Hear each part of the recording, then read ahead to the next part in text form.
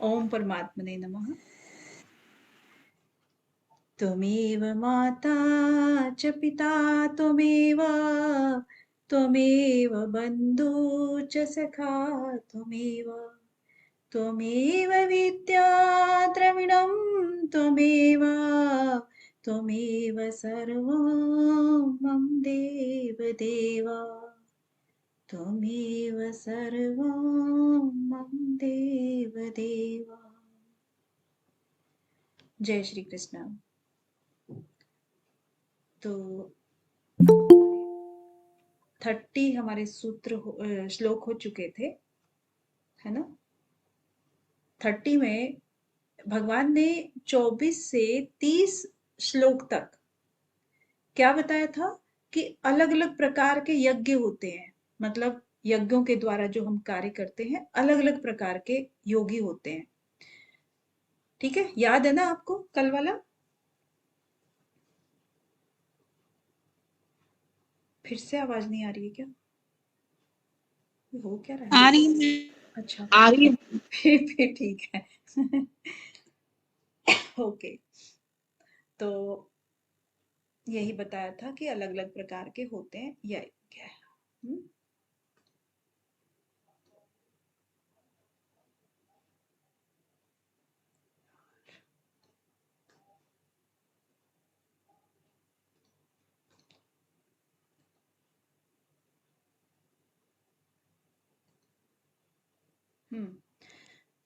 इसमें कौन कौन से यज्ञ थे, थोड़ा सा हम रिकॉल कर ले।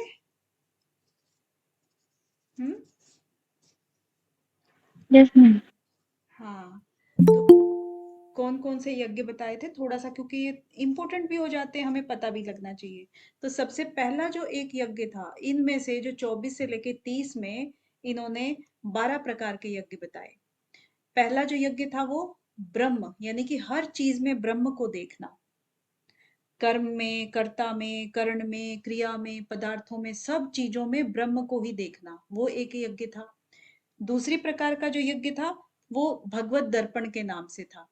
यानी कि जो संपूर्ण क्रियाओं में, जैसे असत है कोई भी चीज, असत मतलब जो सत्य नहीं है, असत से हम विमुख हो जाते हैं, यानी कि सत्य में हम ध्यान रखते हैं, परमात्मा में लीन हो जाते हैं, तो उसको क्या कहेंगे हम? परमात्मा में लीन। उस तरह से जब हम उसमें परमात्मा में लीन का मतलब हम परमात्मा को के साथ में खड़े होकर के फिर हम कार्य कर रहे हैं, कर्म कर रहे हैं, तो वो वाला एक यज्ञ कर्म हो गया। थर्ड नंबर पे कौन सा है? अभिन्नता। ठीक है, ये अभिन्नता वाला था असल में। भगवत दर्पण जो था ना, ये वाला तीसरा है। भगवत दर्पण जो था दूसरे वाला, वो ये था आपका कि संपूर्ण क्रियाओं और पदार्थों में भगवान के लिए ही मानना, मतलब जो कुछ आप कर रहे हो वो भगवान का और भगवान के लिए ही कर रहे हो। ये दूसरा ये वाला था, थोड़ा सा उल्टा पुल्टा हो गया। हाँ, भगवान का और उसके लिए, ये वाला है। और थर्ड हो गया। फोर्थ नंबर पे कौन सा था फिर? फोर्थ नंबर पे आपका जाएगा, अभिन्नता के बाद आता है संयम रूप।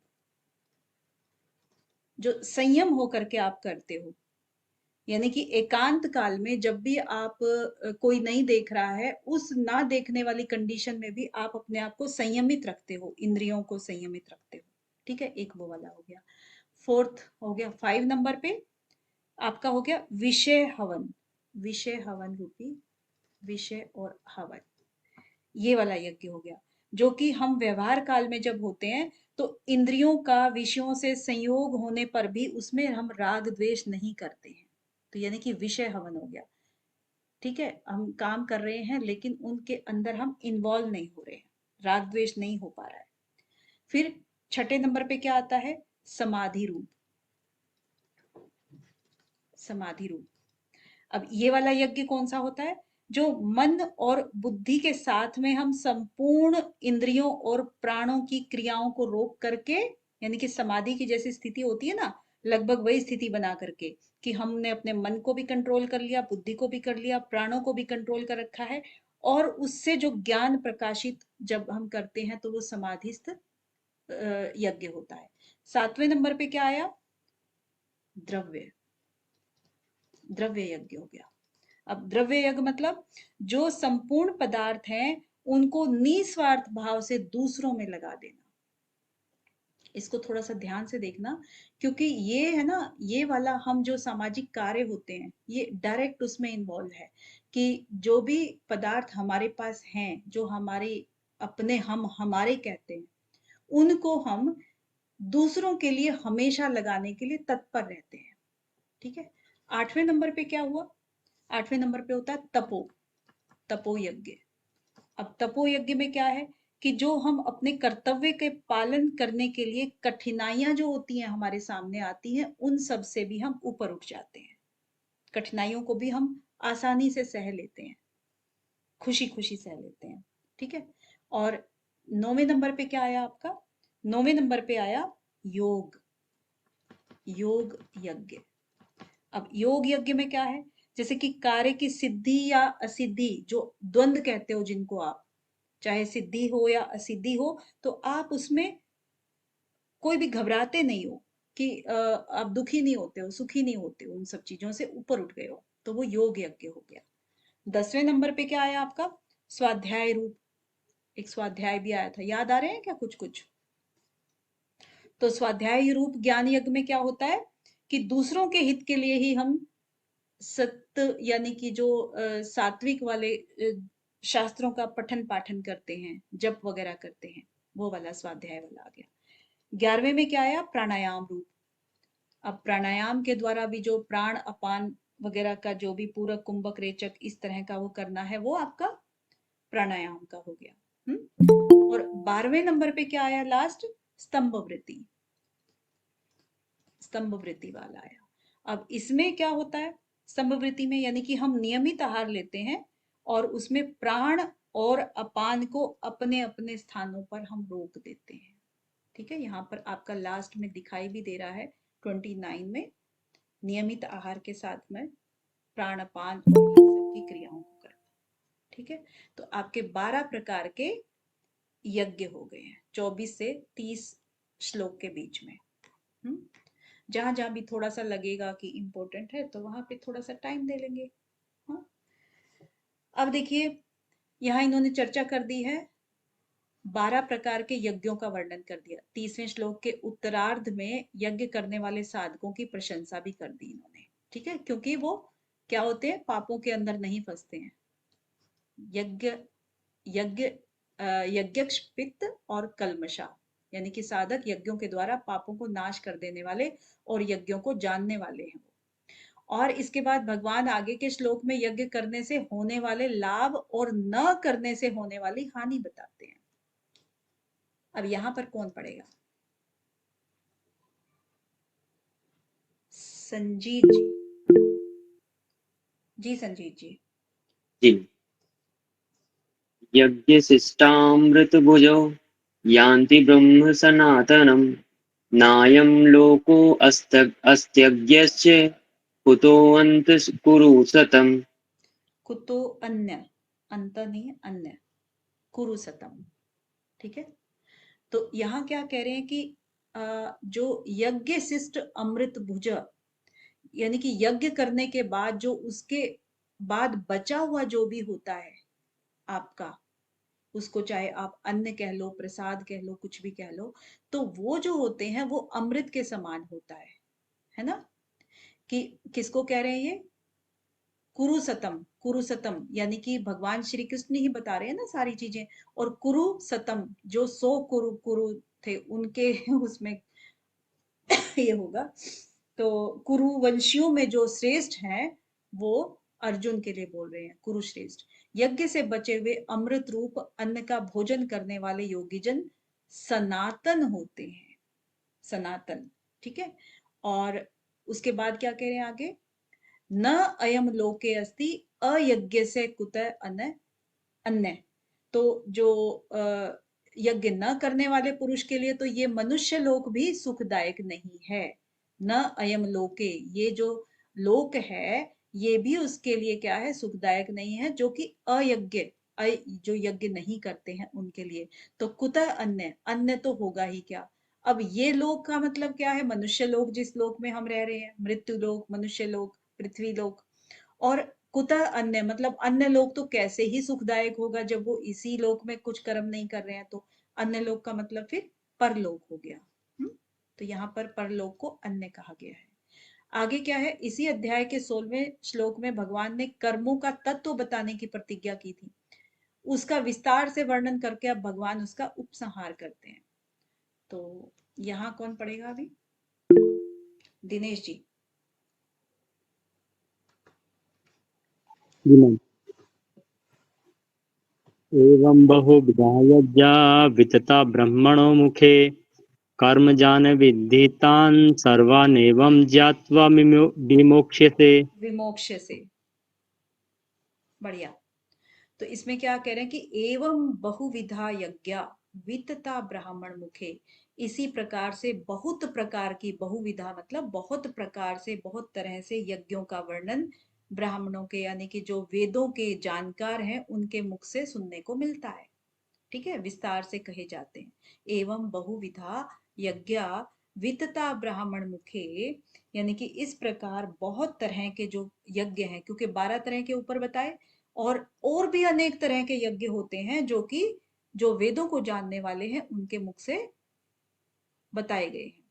कर्म जान विधि विधि तान सर्वान एवं ज्ञात्वा विमोक्ष से, और इसी से यानी कि इन सब यज्ञों को तू कर्मजन्य जान।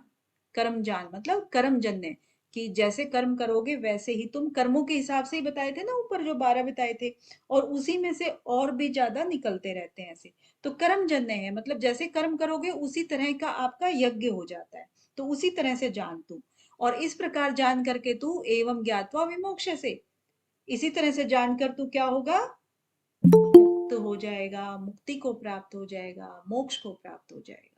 ठीक है, तो यज्ञों का वर्णन सुनकर ऐसी जिज्ञासा तो होती है कि उन यज्ञों में से कौन सा ऐसा श्रेष्ठ यज्ञ है जो कि करना चाहिए। तो इसका समाधान आगे भगवान श्लोक में करते हैं, आगे वाले में।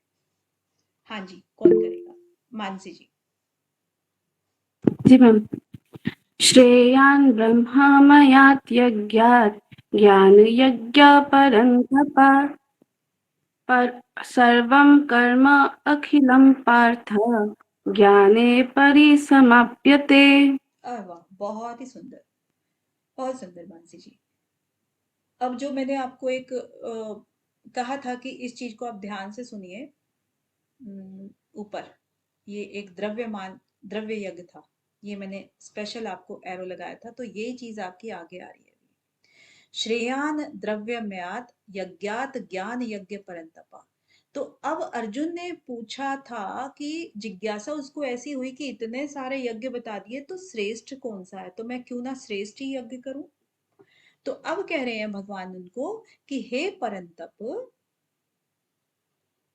क्या कह रहे हैं, हे अर्जुन, श्रेयान जो श्रेष्ठ है द्रव्यमान से, यज्ञा द्रव्यमान द्रव्य में यज्ञ से कौन सा श्रेष्ठ है, ज्ञान यज्ञ श्रेष्ठ है।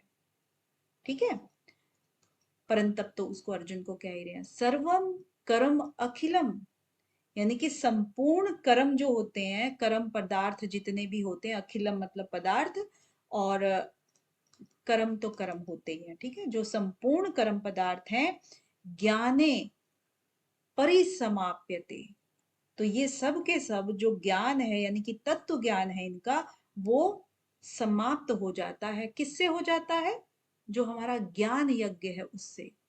क्योंकि द्रव्य यज्ञ जो होता है ना, द्रव्य यज्ञ तो पदार्थ होते हैं। आगे इसको और डिटेल से देखते हैं थोड़ा सा, क्योंकि इसको डिटेल से देखना ठीक है, अपनी नॉलेज के लिए ठीक है। अब देखिए, द्रव्य यज्ञ क्या होता है, द्रव्य यज्ञ में तो द्रव्य होते हैं, द्रव्य का मतलब पदार्थ, यही होता है ना जो हम प्रैक्टिकल लाइफ में जी रहे हैं, पदार्थ। और पदार्थ क्या होते हैं, सब के सब, ये जैसे आपके मिट्टी है, पात्र कोई हो गया, कोई और चीज हो गई, यही सब पदार्थ होते हैं प्रकृति के जितने भी होते हैं जिनके द्वारा हम कार्य करते हैं, है ना।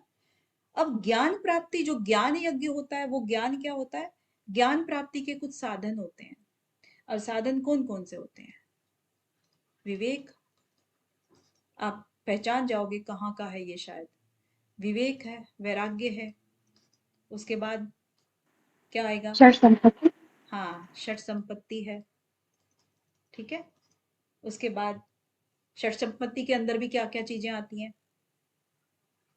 शम दम हाँ, तितिक्षा शम दम के बाद श्रद्धा आती है, श्रद्धा उप्रति, तितिक्षा उप्रतीक्षा श्रद्धा समाधान हाँ, तितिक्षा शिक्षा और समाधान, है ना।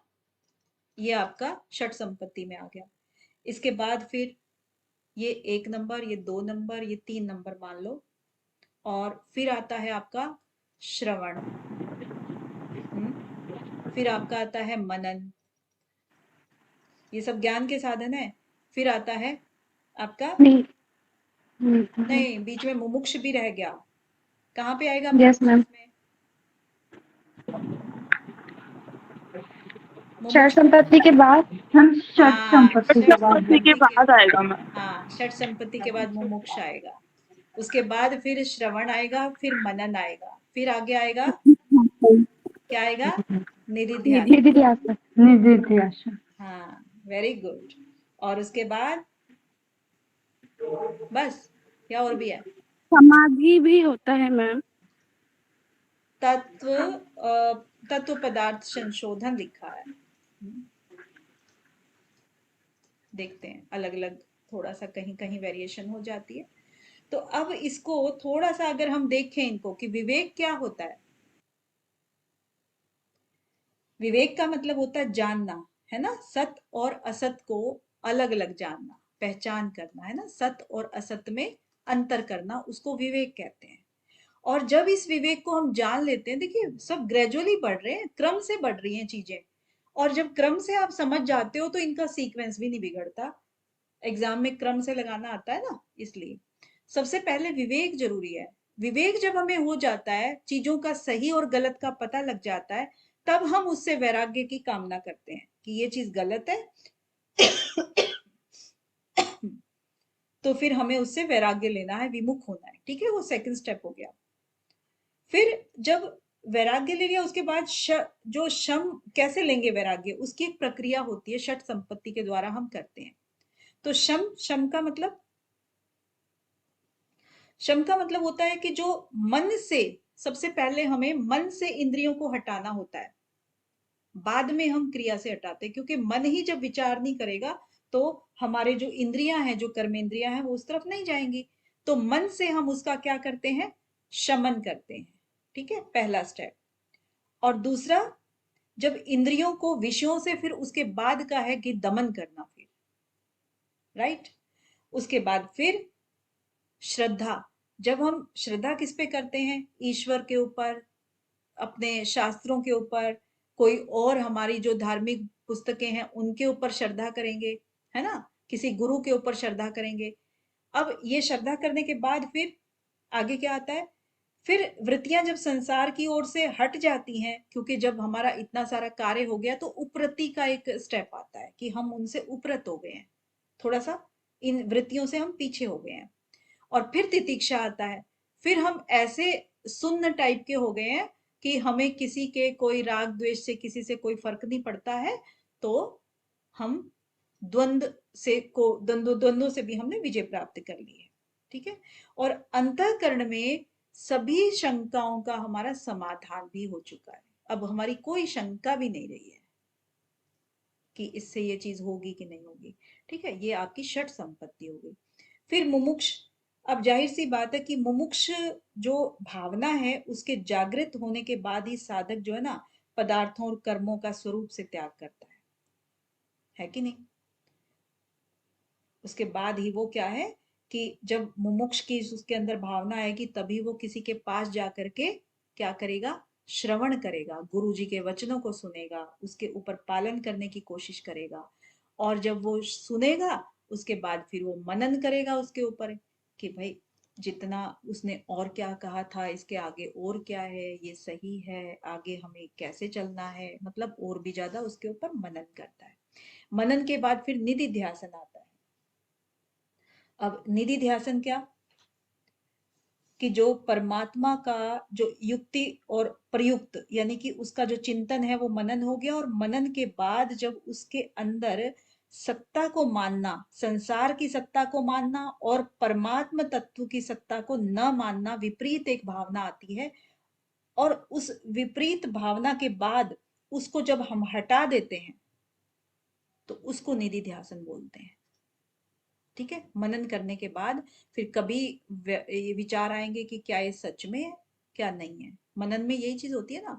और जब वो सच में नहीं है या सच में है, सच में है को तो हम स्वीकार कर लेंगे और सच में नहीं है उसको हम नकार देंगे, तो उसको कहते हैं निधि ध्यासन, कि हमने वो अध्यास अच्छे से कर लिया। और फिर है तत्व पदार्थ का शोधन, ये क्या बोला है इसमें, संशोधन। तो तत्व पदार्थ का संशोधन यानी कि जो हमने किया, जो भी शेष रह गया है हमारे ये सब कर्म करने के बाद, वो ये रह गया है शेष, कि जो तत्व को हमने ठीक से जान लिया। तो ये ज्ञान प्राप्ति का साधन है। तो जाहिर सी बात है, यहाँ पर जो द्रव्यमयात जो एक यज्ञ दिया है, द्रव्य का मतलब तो पहले से ही जो पदार्थ है आप उसको दूसरों के लिए प्रयोग कर रहे हो निस्वार्थ भाव से। लेकिन ज्ञान यज्ञ उससे बड़ा हुआ ना, फिर हुआ ना, उसमें फिर अलग चीज आ जाती है। आगे चलते हैं, कौन पढ़ेगा? जूही जी।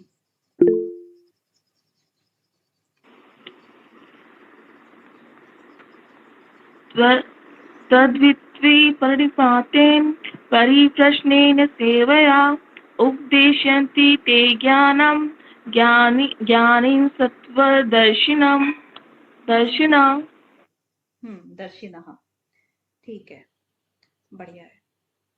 अब इसमें आप देखेंगे कि जो कहा कि जो द्रव्य में यज्ञ थे ऊपर वाले, ये द्रव्य में जो यज्ञ थे, इसमें क्या चीज होती है?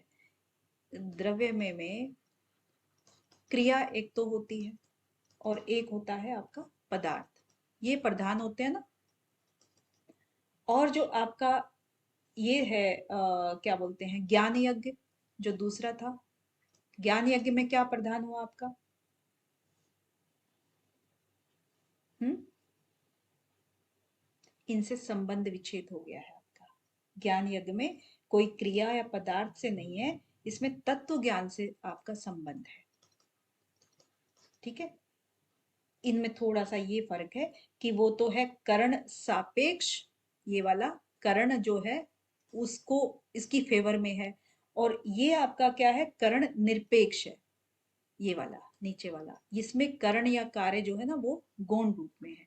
तो यहाँ क्या करें कि तद विधि प्रणिपातेन, अब इससे यानी कि जो आपने यहाँ पर तत्व ज्ञान किया ज्ञान यज्ञ का, उस तत्व ज्ञान को, उस तत्वदर्शी महापुरुष को तद विधि उसको तू जान कैसे, कि प्रणिपातेन, उसको जो प्रणिपातेन होता है कि आप उसके पैरों में पड़ करके यानी कि साष्टांग प्रणाम करके, प्रण परिप्रश्नेन सेवया, तो उसको उस तत्व ज्ञान को हमें ग्रहण कैसे करना चाहिए, उसकी एक ये प्रणाली है जो कि आमतौर पर प्रयोग में होती है।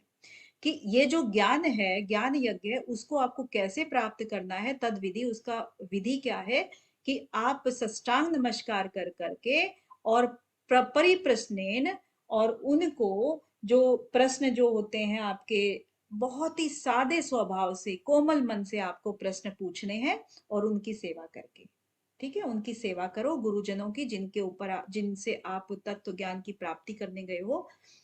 और उपदेक्ष्यन्ति ते ज्ञानम ज्ञानिनः तत्वदर्शिनी, तो क्या है कि जो ये हैं उपदेक्ष्यन्ति, यानी कि वो फिर उपदेश देंगे ज्ञान का, और ज्ञानी न है तत्वदर्शिनी, यानी कि जो ज्ञानी महापुरुष है वो तुम्हें ज्ञान का उपदेश देंगे, और तत्वदर्शी जो उन्होंने खुद देखा है वो आपको बताएंगे।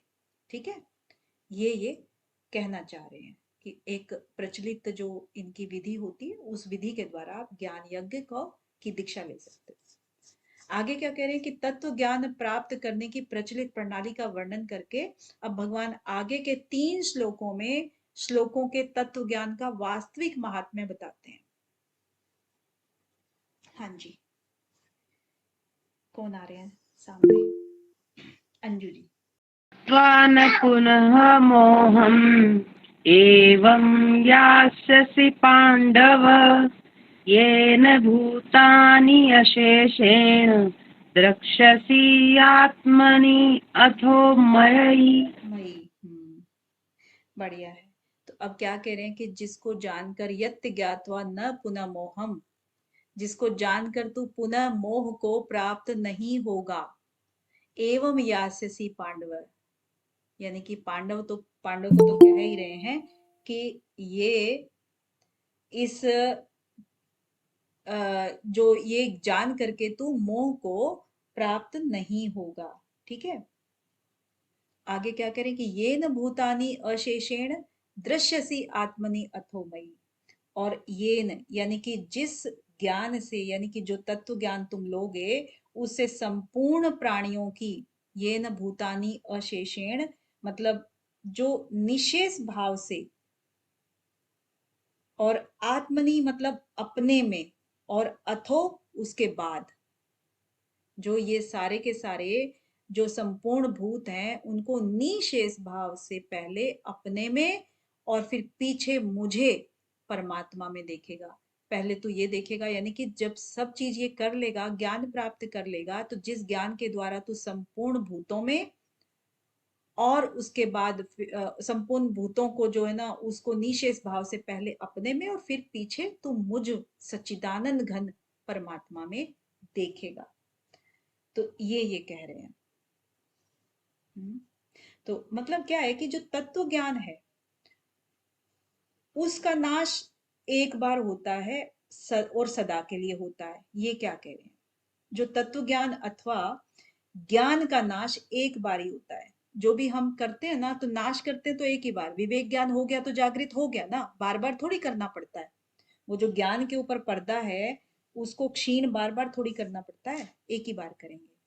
तो कहने का क्या मतलब है, तत्व ज्ञान एक बार अगर खुल गया तो वो खुल गया, वो बार बार ढकता नहीं है। अब एक बार अगर अनुभव में आ गया तो वो सदा के लिए आ गया फिर आपका। तो क्यों? क्योंकि अज्ञान की स्वतंत्र सत्ता ही नहीं है कि वो बार बार आए, फिर पुनः अज्ञान कैसे होगा। यही चीज वो यहाँ पर कहना चाह रहे हैं कि अगर तू एक बार इसमें आ गया तो इस मोह से बाहर निकल जाएगा और सभी को तू अपने जैसा और फिर मेरे जैसा समझेगा। चलिए आगे बढ़ते हैं।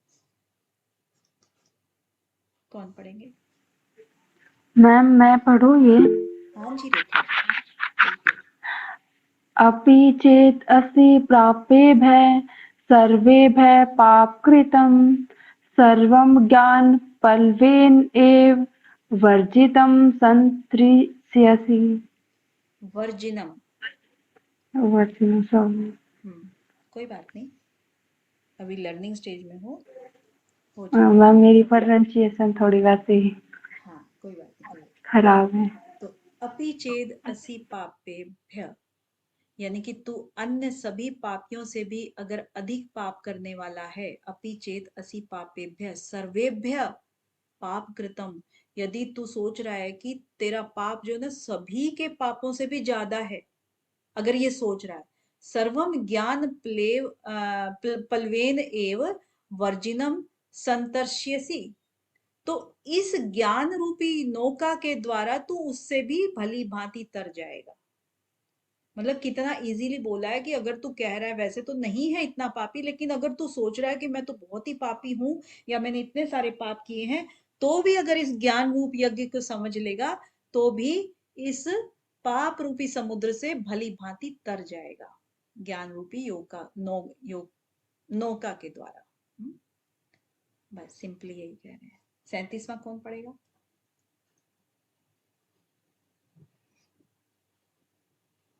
बस हो गया। हाँ जी रेणु जी।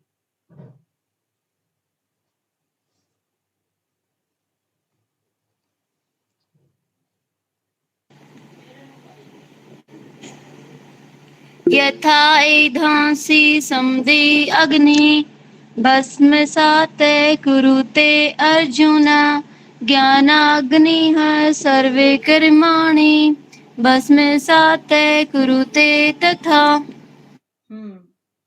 यथा एधांसि स्मिधः अग्नि अग्नि भस्मात् कुरुते अर्जुन, यानी कि जैसे प्रज्वलित अग्नि ईंधनों को भस्म कर देती है,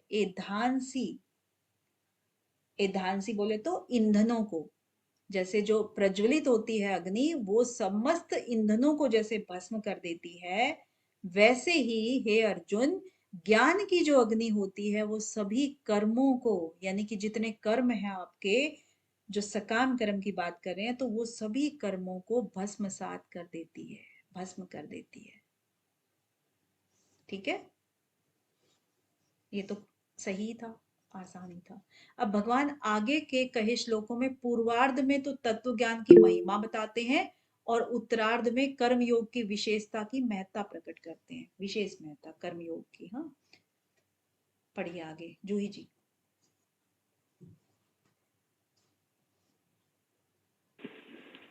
न हि ज्ञानेन सदृशं पवित्रमिह विद्यते तस्वेयं योग संसिद कालेनात्मनि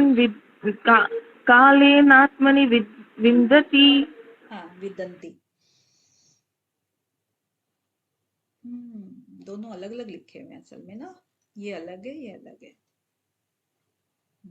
विंदंती, ऊपर वाला सही लिखा हुआ है, नीचे वाला गलत लिखा थोड़ा सा। ठीक है, तो इसमें क्या कह रहे हैं कि न ही ज्ञानेन सदृशम पवित्रम ही विद्यते, यानी कि इस संसार में यहाँ पर ज्ञान के समान, जो हम ज्ञान की बात करें, ज्ञान यूपी यज्ञ, उसके समान कोई भी पवित्र नहीं है ज्ञान, यानी कि इस ज्ञान के समान कोई भी चीज यहाँ पर श्रेष्ठ नहीं है, पवित्र नहीं है। ठीक है, अब तत्व स्वयं योग संसिद्ध है, यानी कि उस ज्ञान को कितने ही काल से कर्म योग के द्वारा शुद्धांत करण हुआ मनुष्य अपने आप ही परमात्मा को पा लेता है। कालेन आत्मनि विंदंती, यानी कि जो भी मनुष्य लोक में जो ज्ञान के समान पवित्र करने वाला कोई भी ऐसा, कोई निसंदेह कोई भी नहीं है साधन। और न ही विद्यते, जो कह रहा है कि तत् स्वयं योग संसिद्धे, यानी कि जिसका योग भली भांति जो सिद्ध हो गया है, जिसने स्वयं को सिद्ध कर लिया है योग के द्वारा, कालेन आत्मनि विंदंती, और वो अवश्य ही उस तत्व ज्ञान को पा लेता है, अपने आप ही पा लेता है, जिसने ज्ञान योग ले लिया है। ठीक है, आगे 39th।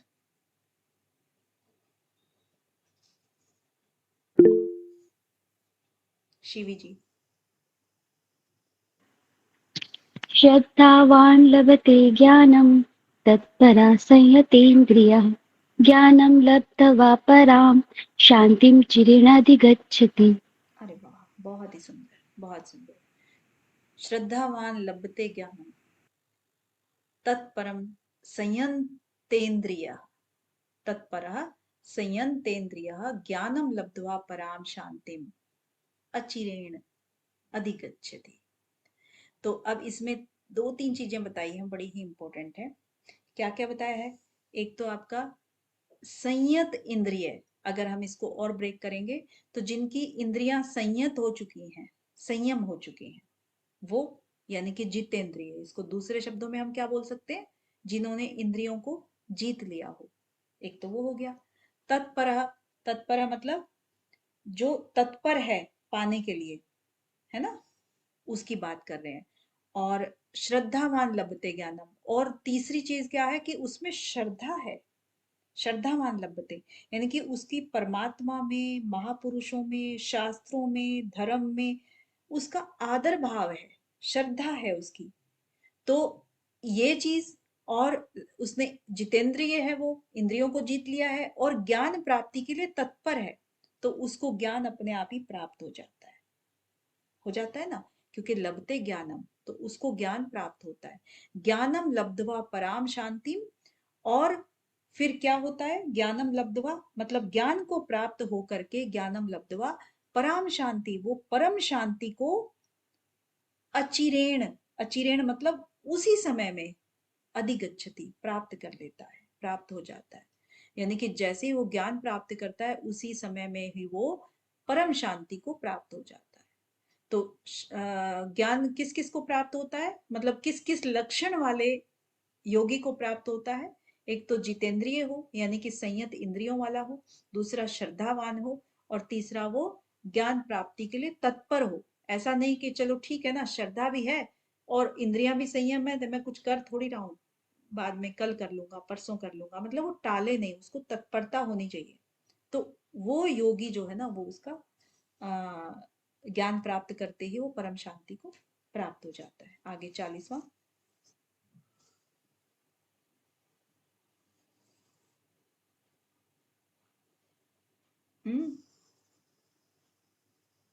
किसी की इच्छा नहीं है? हाँ, बाकी कहाँ गए? आप कैसे कर पाओगे भी? क्रांति जी, क्रांति कर ही दीजिए आज। हाँ जी मैम। हम्म, मैम हमको संस्कृत पढ़ना नहीं आता। अच्छा। और प्राची जी, मीरा जी? मैम थोड़ा गलत प्रोनाउंसिएशन हो जाएगा, कोई चलेगा? बात, कोई बात नहीं, चलेगा।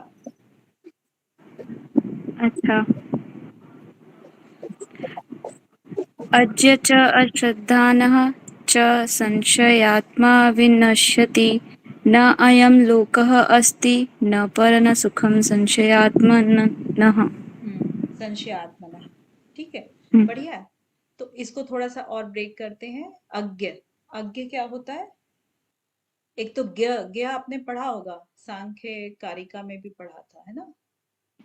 तो ज्ञ, ज्ञ मीन्स विवेकी, विवेकी आदमी होता है, उसको ज्ञ बोलते हैं ना, ज्ञ। या और अज्ञ मतलब जो विवेकहीन है, उसको अज्ञ बोल देंगे। अज्ञ च अश्रद्धावान। अब इसका उल्टा बता रहे हैं यहाँ पर जो था, यानी कि जो ज्ञान प्राप्ति के लिए अपात्र है, ऐसे विवेकहीन संशय आत्मा मनुष्य की भगवान आगे के श्लोक में निंदा करते हैं। अभी निंदा देखिएगा, अज्ञ है, अश्रद्धावान है और संशय आत्मा है, उसके अंदर संशय बना हुआ है। वो इस संशय तो होगा ही, जब उसमें श्रद्धा ही नहीं है तो संशय अपने आप ही होगा। श्रद्धा भी नहीं है उसके अंदर, तो वो क्या है? विनश्यति। वो विनश्यति मतलब वो पतन को प्राप्त हो जाता है, विनाश को प्राप्त हो जाता है।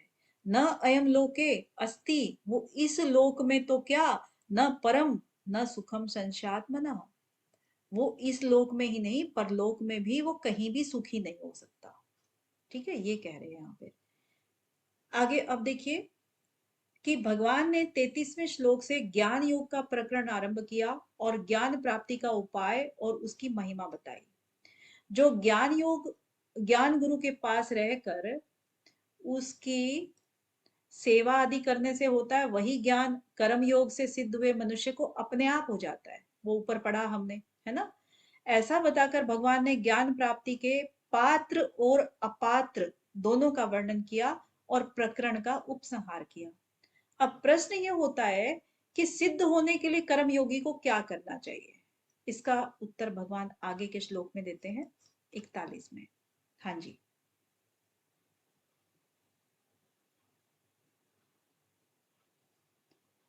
संजीत जी।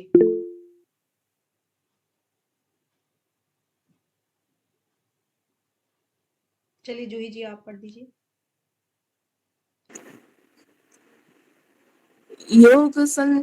योग संन्यस्त कर्माण याग सं सॉरी योग संचित कर्माणम ज्ञान संचिन संशयम आत्मा आत्मवंत वंतनम न कर्माणि निबधन निबधन्त निधन धनंजय। योग संन्यास्य, योग संन्यास्य मतलब जो योग में समता जो प्राप्त कर लेते हैं, यानी कि कर्मों के द्वारा हमारे जो संपूर्ण, हम उससे कर्म विच्छेद कर लेते हैं, कर्मों से जब संबंध विच्छेद करते हैं ना, उसमें तो जब समता तो तभी होगी ना, जब हमें समता आ जाएगी कि लोभ हानि लाभ ऐसे ऐसे चीजें हमारी ना हो, तो उसमें समता आ जाती है, हम सिर्फ काम करते हैं निष्काम भाव से। तो उस समता से फिर क्या होता है? ज्ञान संचिन संशयम, उन विवेक ज्ञान जो है विवेक ज्ञान के द्वारा संपूर्ण संशयों का नाश हो जाता है फिर, क्योंकि हमें कोई आशा तो रही नहीं फल प्राप्ति की, इसीलिए हमें विवेक ज्ञान की प्राप्ति से सभी संशय मिट जाते हैं। आत्मवंतम न कर्माणि। अब आत्मवंतम मतलब जो संपूर्ण जो परायण हो गया है मनुष्य, उसके जो कर्म है, कर्म नहीं बांधते हैं उसको कर्मों से, जैसे उसके फलों से नहीं बांधते हैं, कर्मों से नहीं बंधता है फिर वो, क्योंकि उसको विवेक ज्ञान की प्राप्ति हो गई है और वो योग के द्वारा संपूर्ण कर्मों से उसने अपने आप को विच्छेद कर लिया है, संबंधों से विच्छेद कर लिया है। ठीक है। अब यहाँ क्या कर रहे हैं कि हे धनंजय, जिसने कर्म योग की विधि से समस्त कर्मों को परमात्मा में अर्पण कर दिया है और जिसने विवेक द्वारा समस्त संशयों का नाश कर दिया है, ऐसे वश में किए हुए अंतःकरण वाले पुरुषों को कर्म नहीं बांधते हैं। आगे क्या कह रहे हैं कि पहले श्लोक में इन्होंने बताया कि ज्ञान के द्वारा संशय का नाश होता है और समता के द्वारा कर्मों से संबंध विच्छेद होता है। अब आगे के श्लोक में भगवान ज्ञान के द्वारा अपने संशय का नाश करके समता में स्थित होने के लिए अर्जुन को आज्ञा देते हैं। तो आगे क्या दिया, लास्ट जो इसने निकाला, ये निकाला कि ज्ञान के द्वारा अपने संशय का नाश करो और समता में स्थित हो। ये चीज उन्होंने अर्जुन को कहा कि ये करना है। ठीक है। लास्ट रंजना जी।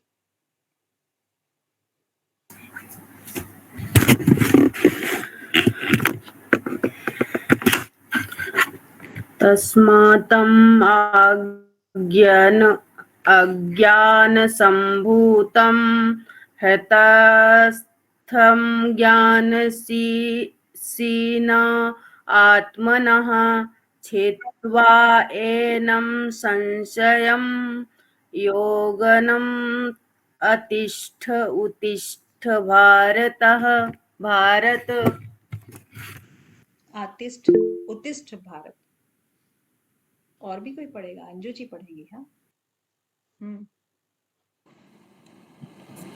तस्मात् अज्ञानसम्भूतं हस्तं जानसीन आत्मनः छित्त्वा एनं संशयं योगम् आतिष्ठ उत्तिष्ठ भारत।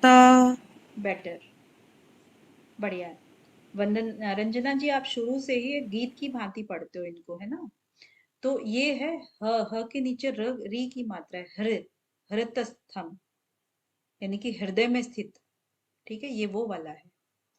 तो क्या कह रहे हैं कि तस्मात अज्ञान संभूतम, यानी कि जो तस्मात मतलब जो पहले इन्होंने कहा था कि इसीलिए सारी चीजें वो जो बता चुके हैं ना भगवान कृष्ण, इसके लिए कह रहे हैं कि इसीलिए अज्ञान संभूतम, जो तुम्हारा ये अज्ञान से उत्पन्न जो चीज हुई है, ठीक है, तो ये क्या कह रहे हैं कि अर्जुन, तुम्हारे हृदय में इस अज्ञान से जो चीज उत्पन्न हुई थी और अपने ज्ञान सीना आत्मनः, ज्ञान सीना मतलब ज्ञान रूपी तलवार से, ज्ञान सीना ज्ञान रूपी तलवार से तुम इसको अपने छित्वा एनम संशयम, अपने संशयों को छेदन कर दो, अपने संशयों को मिटा दो। ठीक है। योगम, ये जो योग, जो समता वाला योग है, इसमें तू क्या कर, आतिष्ठ स्थित हो जा, आके बैठ जा, स्थित हो जा, और उत्तिष्ठ, और युद्ध के लिए खड़ा हो जा। भारत मतलब अर्जुन के लिए ही बोल रहे हैं। ठीक है। तस्मात अज्ञान संभूतम हृदयस्थम ज्ञान सीना आत्मनः छित्वा एनम संशयम, यहां तक आप देखो ना, तो इस अज्ञान से जो तुम्हारे उत्पन्न हुए थे संशय सारे, जो भी अज्ञानता से उत्पन्न हुए थे तुम्हारे हृदय में स्थित जो भी चीजें हैं, इनका सब ज्ञान रूपी तलवार से तुम छेदन कर दो, इन सभी संशयों को तुम मार दो और योग में स्थित होकर के उठो युद्ध के लिए, हे अर्जुन, ऐसा ये बोल रहे हैं। तो कंप्लीट होता है हमारा चतुर्थ अध्याय। हरि ओम तत्सत। श्रीमद्भगवद्गीतासु उपनिषत्सु ब्रह्म विद्यायां योगशास्त्रे श्री कृष्ण अर्जुन संवादे ज्ञान कर्म संन्यास योगे नाम चतुर्थोऽध्यायः।